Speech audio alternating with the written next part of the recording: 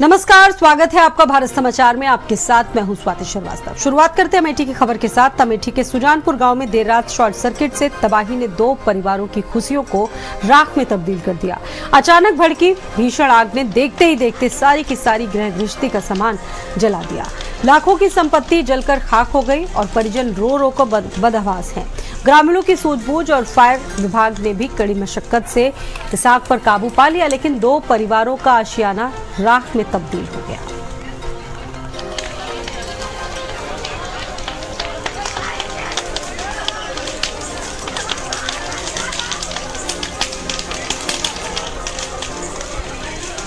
शिव सरोज हमारे साथ मौजूद हैं इस खबर पर। कैसे ये आग लगी थी, कितना नुकसान हुआ है, क्या बताया जा रहा है शिव सरोज? जी स्वाति जी, बिल्कुल बताएंगे। अगर पूरी घटना की बात की जाए, पूरी घटना गौरीगंज कोतवाली क्षेत्र के सुजानपुर गांव की है, जहां पर देर रात यह बताया जा रहा है कि शॉर्ट सर्किट जो मीटर होती है, मीटर में कहीं अचानक चिंगारी उड़ती है। जिस चिंगारियों से निकलती है तो वो इतना विकराल रूप ले लेती है, छप्पर के साथ साथ पूरे घर में आग को चपेट में ले लेती है। और आग इतनी भयंकर होती है कि देखते देखते पूरे घर का सारा सामान जो होता है वो जलकर पूरी तरीके से खाक हो जाता है। हम आपको ये भी बताते हैं, जो ग्रामीण हैं, जो परिजन, उनका साफ तौर पर यही कहना है, जब चिंगारियां निकली तो हम लोग किसी तरीके से जान बचाकर देर रात उठकर घर से बाहर निकले, तब तक आग ने विकराल रूप ले लिया था। ग्रामीणों की सूझबूझ हुआ, फायर टीम की मौजूदगी में आग पर काबू पाया गया। तो कहीं ना कहीं देखा जाए तो जो पीड़ित परिजन, उनका करीब जो घर गृहस्थी का सामान है, राशन है, अनाज है, सारी चीज पूरी तरीके से जलकर राख हो गई। जी, अभी क्या स्थिति बताई जा रही है? आग पर पूरा काबू पा लिया गया है? जी बिल्कुल, देखा जाए जिस तरीके से आग की लपटें उठ रहे थे, तो कहीं ना कहीं कड़ी मशक्कत के बाद ग्रामीणों के सहयोग से फायर टीम ने करीब 2 घंटों में आग पर काबू पा लिया था। लेकिन जो पीड़ित है, उनका जो आशियाना जल गया है और उसके साथ साथ जो घर गृहस्थी का सामान जल गया, ऐसे में अभी तक किसी प्रशासनिक अधिकारी उनके सुध लेने के प्रयास नहीं किए। जी, शुक्रिया आपका जानकारी देने के लिए। अगली खबर है जालौन से। बुजुर्ग की हत्या से सनसनी फैल गई। बुजुर्ग महिला की सिर कोचकर बेरहमी से हत्या कर दी गई। सिलबट्टे से कोचकर बुजुर्ग को मौत के घाट उतार दिया गया। छत के रास्ते घर में घुसे हमलावरों ने इस घटना को अंजाम दिया है। मौके पर पहुंची पुलिस, अब फॉरेंसिक टीम पूरे मामले की तहकीकात कर रही है। कोंच कोतवाली क्षेत्र के भदेवरा गांव की वारदात है। छत के रास्ते घुसे थे हमलावर जिन्होंने इस घटना को अंजाम दिया। सूचना दी गई कि एक महिला को किसी अज्ञात व्यक्ति द्वारा सिर पर सिलबट्टे से वार करके हत्या कर दी गई है। उक्त सूचना पर कोतवाली कोंच पुलिस द्वारा मौके पर पहुंचकर घटनास्थल को सुरक्षित करते हुए फॉरेंसिक तथा फील्ड यूनिट द्वारा गहनता से निरीक्षण कराया गया तथा शव को कब्जे में लेकर पंचायतनामा की कार्रवाई की गई। पोस्टमार्टम हेतु मोर्चरी भिजवाया गया है। प्राप्त तहरीर के आधार पर मुकदमा पंजीकृत किया जा रहा है तथा मामले को गंभीरता से लेते हुए शीघ्र अनावरण किया जाएगा।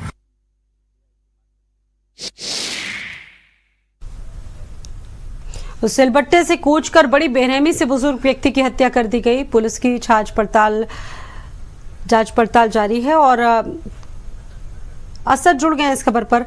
क्या ये पूरा घटनाक्रम बताया जा रहा है? किसने हत्या की, कुछ पता चल पाया इस बारे में? क्या जी, आप बता दें, जिस तरह से बुजुर्ग महिला की हत्या की गई, वही पत्थरों से कूट हत्या की गई है, बाकी बेरहमी से हत्या की गई है। अगर देखा जाए तो कहीं ना कहीं जो कोंच पुलिस है उसका फेल्योर सामने दिखाई पड़ रहा है, क्योंकि जो हत्यावर था वो घर के पीछे से कूद कर छत पर आया, छत से फिर नीचे गया और फिर पत्थर से सर में कई वार की, जिससे बुजुर्ग महिला की हत्या हो गई। फिलहाल पुलिस मौके पर पहुंची हुई है, सबको कब्जे में ले लिया है, पीएम के लिए भेज दिया। जी, शुक्रिया आपका जानकारी देने के लिए।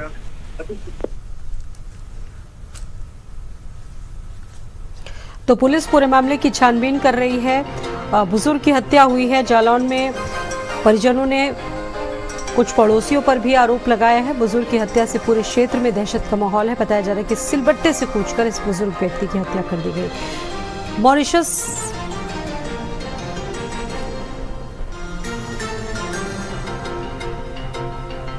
मॉरिशस के पीएम डॉक्टर नवीन चंद्रा राम गुलाम के अयोध्या आगमन को लेकर तैयारियां जोरों पर चल रही। इस अवसर पर संस्कृत विभाग उत्तर प्रदेश की तरफ से रामपथ पर विशेष मंच बना है। विभाग की 11 महिलाएं प्रधानमंत्री का यहां रुककर स्वागत करेंगी। बता दें कि मॉरिशस के प्रधानमंत्री राम गुलाम मुख्यमंत्री योगी आदित्यनाथ के साथ अयोध्या धाम पहुंचेंगे। इस दौरान रामपथ पर सांस्कृतिक रंग बिखरेंगे और आगंतुकों को भारतीय परंपरा और संस्कृति की झलक भी मिलेगी।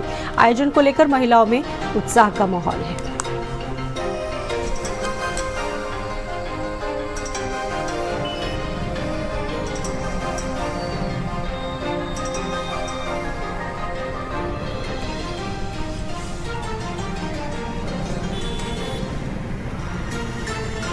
तो आज विभिन्न रंगारंग सांस्कृतिक जो कार्यक्रम है वो पेश होने हैं और इसको लेकर सुरक्षा भी बढ़ा दी गई है।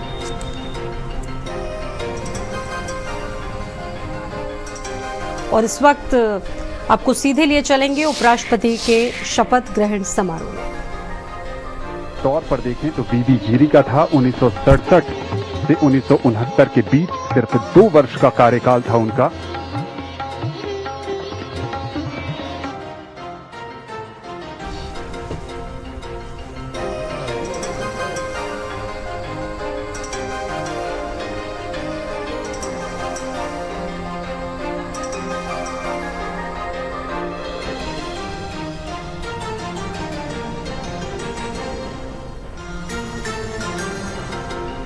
तो सीपी राधाकृष्णन का शपथ ग्रहण आज हो रहा है और आज पद और गोपनीयता की शपथ लेंगे उपराष्ट्रपति। सीधी तस्वीर इस वक्त आपके सामने। एनडीए प्रत्याशी सीपी राधाकृष्णन, जिन्होंने 9 सितंबर को 152 मतों के डिफरेंस से ये चुनाव जीता था और आज उपराष्ट्रपति पद की शपथ ले रहे सीपी राधाकृष्णन। देश के नवनिर्वाचित उपराष्ट्रपति सीपी राधाकृष्णन आज शपथ लेने जा रहे हैं और अब से कुछ ही देर बाद राष्ट्रपति द्रौपदी मुर्मू उनको शपथ दिलवाएंगी और ये जो पूरा कार्यक्रम है वो चल रहा है।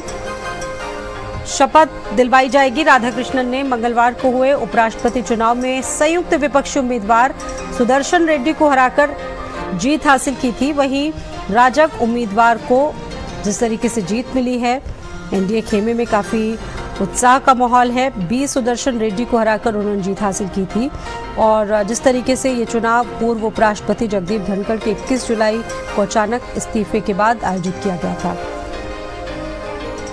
तो भारत के 15वें उपराष्ट्रपति के रूप में सीपी राधाकृष्णन का चुनाव हुआ है। राज्यसभा के महासचिव और निर्वाचन अधिकारी ने भी परिणाम घोषित करते हुए उनको जीत के बारे में ऐलान किया। तो ये सीधी तस्वीर इस वक्त आप देख रहे हैं। उपराष्ट्रपति का शपथ समारोह चल रहा है और अब से कुछ ही देर बाद देश की राष्ट्रपति द्रौपदी मुर्मू उनको शपथ दिलवाएंगी। भारत के 15वें नवनिर्वाचित उपराष्ट्रपति सीपी राधाकृष्णन शपथ लेने जा रहे हैं।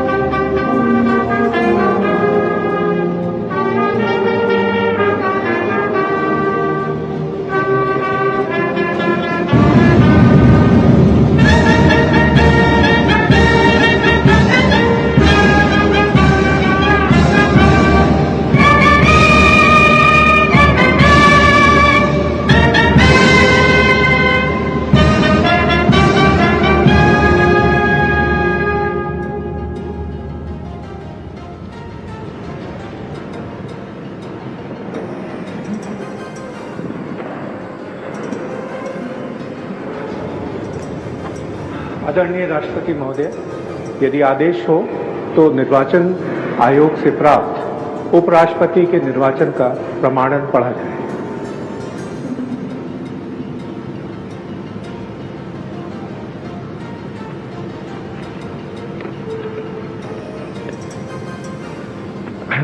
यतः भारत के संविधान के अनुच्छेद 324 द्वारा भारत के उपराष्ट्रपति के पद के निर्वाचन का अधीक्षण, निदेशन और नियंत्रण भारत निर्वाचन आयोग में निहित है और यतः श्री जगदीप धनखड़ द्वारा 2025 के जुलाई मास के 21वें दिन तदनुसार शक संवत के वर्ष 1947 के आषाढ़ मास के तीसरे दिन त्यागपत्र देने के कारण भारत के उपराष्ट्रपति का पद रिक्त हो गया है और यतः भारत के उपराष्ट्रपति के पद को भरने के लिए संविधान तथा राष्ट्रपतीय और उपराष्ट्रपतीय निर्वाचन अधिनियम 1952 के उपबंधों और तदधीन बनाए गए नियमों और आदेशों के अनुसार निर्वाचन करा लिया गया है तथा परिणाम घोषित कर दिया गया है।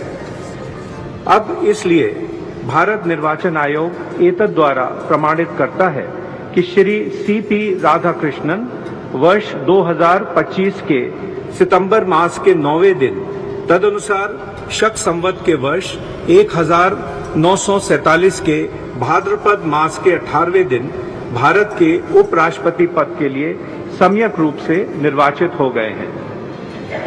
भारत गणराज्य के 76वें वर्ष में हमारे हस्ताक्षर और भारत निर्वाचन आयोग की मोहर से वर्ष 2025 के सितंबर मास के 9वें दिन तदनुसार शक संवत के वर्ष 1947 के भाद्रपद मास के 18वें दिन प्रदत्त किया गया।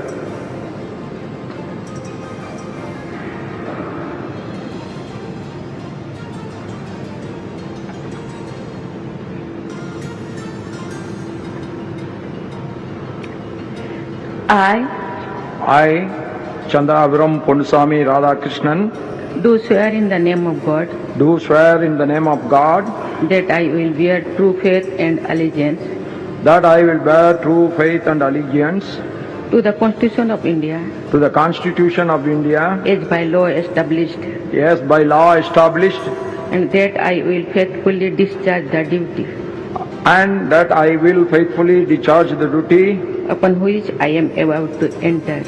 upon which I am about to enter. Congratulations.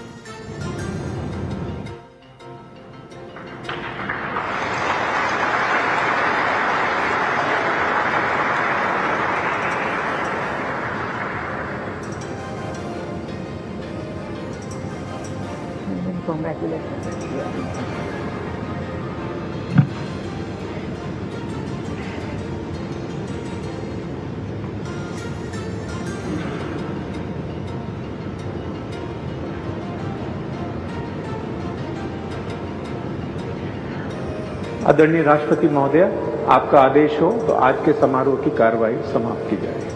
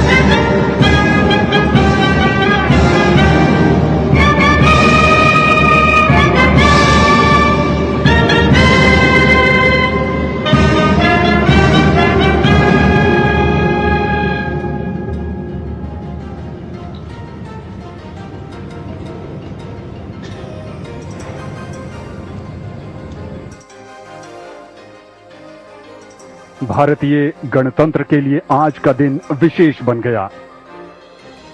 Chandrapuram Ponnuswamy Radhakrishnan ने देश के 15वें उपराष्ट्रपति के तौर पर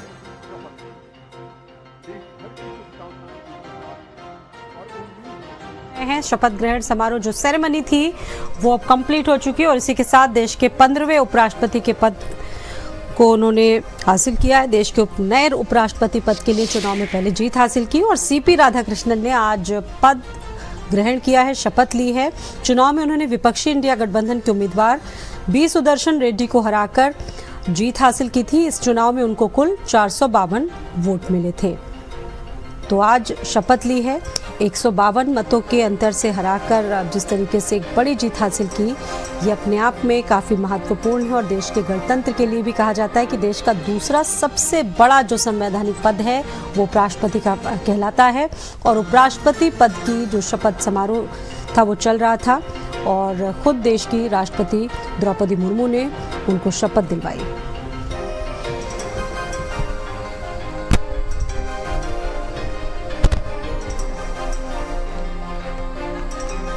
दिल्ली से आपको अगली खबर बता रहे हैं। दिल्ली हाईकोर्ट से ऐश्वर्या राय बच्चन को एक बड़ी राहत मिली है। बिना परमिशन नाम और आवाज चेहरे के इस्तेमाल पर रोक लगाई गई है। एआई से बनी गलत तस्वीरों और वीडियो पर भी रोक लगी है। हाईकोर्ट ने गूगल और ई कॉमर्स साइट्स को ये आदेश दिए हैं कि उनकी तस्वीरों का उपयोग ना किया जाए। सोशल मीडिया से भी 72 घंटों में लिंक हटाने का आदेश दिया गया है। तो ऐश्वर्या राय इस मामले में दिल्ली हाईकोर्ट तक चली गई थी। हाईकोर्ट ने गूगल ई कॉमर्स साइट्स को यह आदेश दिए कि 72 घंटों में लिंक हटा लिया जाए सोशल मीडिया से। और दिल्ली हाईकोर्ट से ऐश्वर्या बच्चन को फिलहाल एक तरह से एक बड़ी राहत। बिना परमिशन उनके नाम, उनकी आवाज और उनके चेहरे पर इस्तेमाल पर ऐश्वर्या राय को काफी ऐतराज था और वो इसको लेकर हाईकोर्ट भी पहुंची थी। नोएडा में संदिग्ध अवस्था में 6ठी की छात्रा की स्कूल में मौत हो गई। टीचर डे पर स्कूल में खाना खाने के बाद ही मौत हुई है। परिजनों का स्कूल प्रबंधन पर लापरवाही का आरोप है। गला चौक होने पर स्कूल प्रबंधन ने भर्ती करवाया। पोस्टमार्टम में भी मौत के कारण अभी तक क्लियर नहीं हुए। परिजनों की शिकायत पर पुलिस ने जांच शुरू की है। सेक्टर 31 स्थित प्रेसिडियम स्कूल में छात्रा की मौत हुई। सेक्टर 20 पुलिस ने विक्सरा को सुरक्षित रखकर पूरे मामले की जांच शुरू कर दी। दानिश जुड़ गए हैं, क्या ये मामला बताया जा रहा है? देखिए 31 में ये स्कूल है और इसमें 4 सितंबर को शिक्षक दिवस वाले दिन ये बच्ची स्कूल आई थी। स्कूल के अंदर जो है संस्कृत कार्यक्रम थे और उसी के बाद यहाँ पर खाना वगैरह खिलाया गया।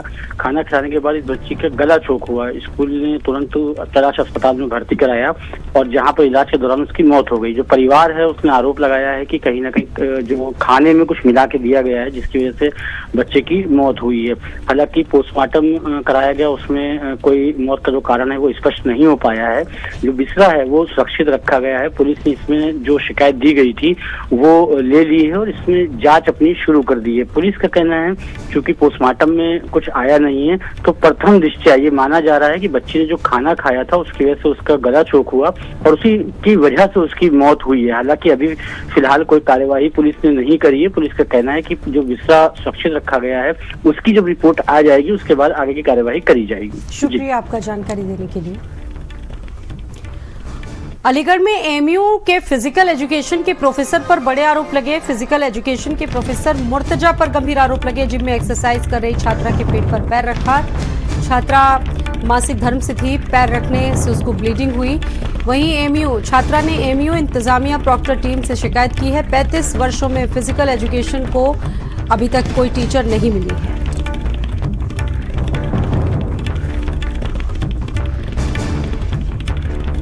वहीं इस पूरे प्रकरण में छात्रा ने एमयू इंतजामिया प्रॉक्टर टीम से इस पूरे मामले की शिकायत की है। बताया जा रहा है कि अब तक 35 सालों में फिजिकल एजुकेशन की कोई यहां टीचर नहीं थी।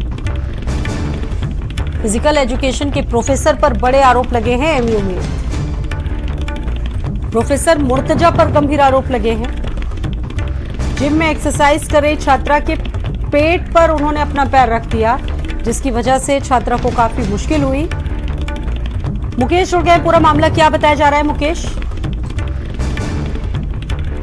देखिए आपको बता दें ये मामला अलीगढ़ मुस्लिम यूनिवर्सिटी से जुड़ा हुआ है, जो कि एक प्रोफेसर पर आरोप लगाया कि उस छात्रा जब वहाँ प्रैक्टिस कर रही थी इसी दौरान उसके पेट पर जो है उस प्रोफेसर ने जो पैर रख दिया। बताया गया है कि शिकायत में उसके जो छात्रा थी उसको जो है मासिक धर्म था, इसी वजह से उसको ब्लीडिंग भी हो गई। इस बात की शिकायत उसने प्रॉक्टर से यानी कि AMU इंतजामिया से की है।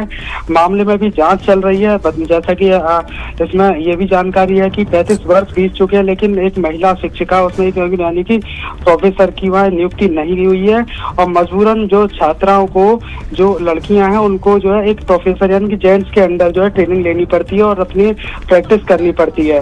ये मामला अब तूल पकड़ चुका है। हालांकि अभी पूरे मामले पर अभी प्रॉक्टोरियल टीम जो है इसमें जांच पड़ताल कर रही है। इसमें बताया गया है कि ऐसे मामला, ऐसी शिकायतें पहले भी आ चुकी हैं। जी, शुक्रिया आपका जानकारी देने के लिए। कांग्रेस और विपक्षी दल चुनाव हारते हैं तो मन गढ़ंत आरोप लगाते हैं।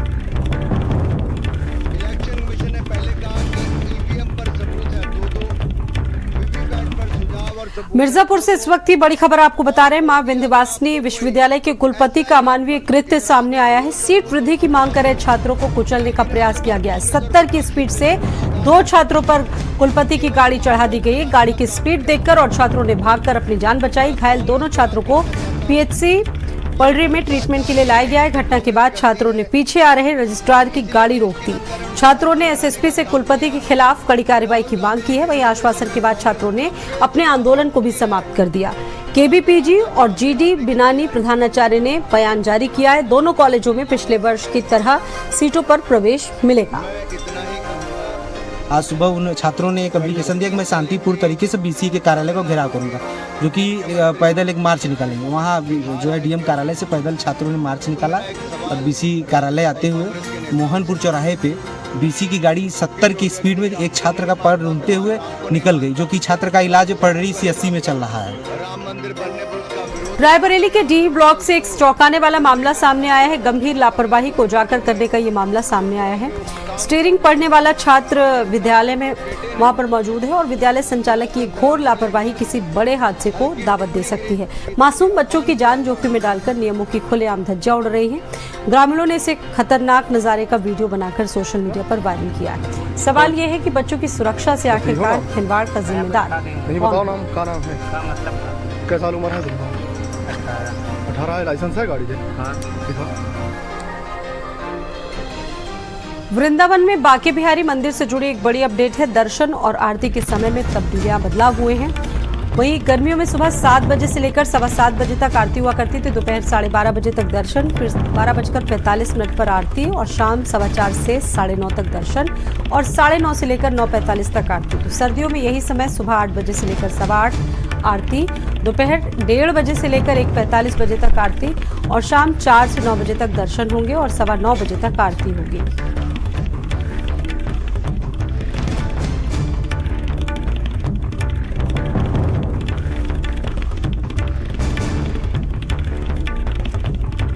बांके बिहारी मंदिर में VIP पर्ची बंद कर दी गई। बांके बिहारी मंदिर मैनेजमेंट की बैठक में बड़ा फैसला लिया है। VIP पर्ची की व्यवस्था बंद की गई है। VIP गैलरी भी हटेगी। श्रद्धालुओं की एंट्री निकासी की नई व्यवस्था की गई है। मंदिर में प्राइवेट गार्ड के साथ पुलिस की तैनाती रहेगी। IIT रुड़की से स्ट्रक्चर सर्वे और ऑडिट लिया गया है। वहीं चल अचल संपत्ति का विवरण देने पर सहमति बनी। श्रद्धालुओं की एंट्री और निकासी की नई व्यवस्था बांके बिहारी में, और सबसे अहम बात ये जो वहां पर प्राइवेट गार्डों के साथ पुलिस को भी तैनात किया जाएगा और जो VIP पर्ची वाली व्यवस्था सालों से चली आ रही वो व्यवस्था भी बंद होने जा रही है। चल अचल संपत्ति का विवरण देने पर सहमति बनी।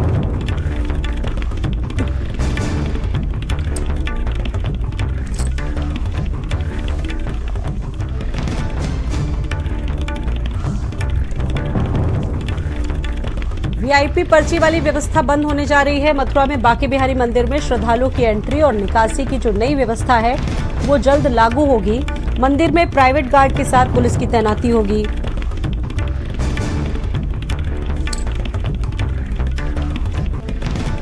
मेरठ में आबाद मेरठ का रेड लाइट एरिया कबाड़ी बाजार पुलिस रेड में 21 लड़कियां, दलाल, कोठा मालिक और तमाम लोगों को गिरफ्तार किया गया। पकड़ी गई लड़कियों में कई नाबालिग लड़कियां भी हैं। दिल्ली के मुक्ति फाउंडेशन की शिकायत पर कार्रवाई हुई है।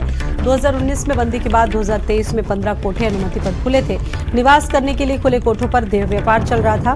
ब्रह्मपुरी थाने की पुलिस और CO देह व्यापार पर चुप्पी साधे थे। वहीं SSP के आदेश पर CO कैंट की टीम ने बड़ी कार्रवाई की। मेरठ का कबाड़ी बाजार यानी कि रेड लाइट एरिया एक बार फिर से आबाद हो गया है। इसका खुलासा तब हुआ जब दिल्ली के एक फाउंडेशन ने मेरठ पुलिस के साथ छापेमारी करी और कोटे से 21 महिलाओं, युवतियों और कुछ दलालों को पकड़ा गया। इन कोठों पर जिस्म फरोशी का धंधा हो रहा था। यहाँ जो बरामद की गई युवतियां हैं वो दार्जिलिंग, दिल्ली, नेपाल और राजस्थान से यहाँ पर लाई गई थी। सबसे बड़ी बात इसमें यह है, जिस क्षेत्र में ये कोठे पड़ते हैं वहां के सीओ और थाना पुलिस इस पूरी बात से अनजान थे और उसके बावजूद दिल्ली की एक फाउंडेशन ने मेरठ के एसएसपी विपिन टाणा से संपर्क किया, जिसके पास 40 सदस्यों की एक टीम गठित की गई और उसके बाद इन कोठों पर छापेमारी कर कार्रवाई की गई। हम इस समय कबाड़ी बाजार यानी कि मेरठ का रेड लाइट एरिया में वहीं पर खड़े हैं। आप देख सकते हैं यहाँ पर जो नीचे आपको दुकानें दिख रही हैं और उसके ऊपर जो ये मकान दिख रहे हैं, ये किसी समय में जो है कोठे हुआ करते थे, लेकिन 2019 में हाई कोर्ट के आदेश के बाद इन सभी कोठों को बंद कर दिया गया था और यहाँ से जिस्म फरोशी की मंडी का जो धंधा था उसको बंद करा दिया गया था। मेरठ से भारत समाचार के लिए शुएब जिया। और एक